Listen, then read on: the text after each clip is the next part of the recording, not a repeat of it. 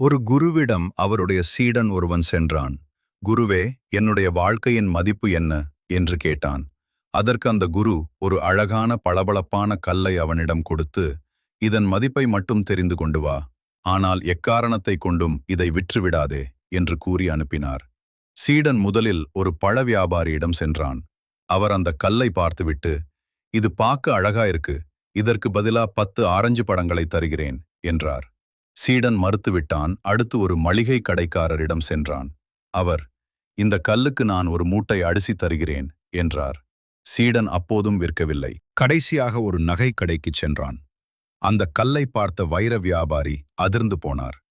இது உலகிலேயே அரிதான வைரம், இதற்காக என் முழு சொத்தையும் தருகிறேன், எனக்கு கொடுத்துவிடு என்றார். சீடன் குருவிடம் ஓடி வந்து நடந்ததை கூறினான். குரு சிரித்துக்கொண்டே சொன்னார், உன்னுடைய மதிப்பும் இப்படித்தான். நீ யாரிடம் உன்னை காட்டுகிறாய் என்பதைப் பொறுத்தே உன்னுடைய மதிப்பு அமையும். உன்னை ஒரு சாதாரண கல்லாக பார்ப்பவர்களும் உண்டு, விலை மதிப்பற்ற வைரமாக பார்ப்பவர்களும் உண்டு. உன்னை சரியாக அடையாளம் காணும் இடத்தில் உன்னை வைத்துக்கொள். உங்களை சுற்றியிருப்பவர்கள் உங்களை மதிக்கவில்லை என்று கவலைப்படாதீர்கள்.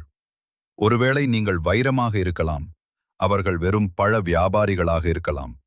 உங்களை சரியாக அடையாளம் காணும் இதயங்களை தேடிப் பிடியுங்கள்.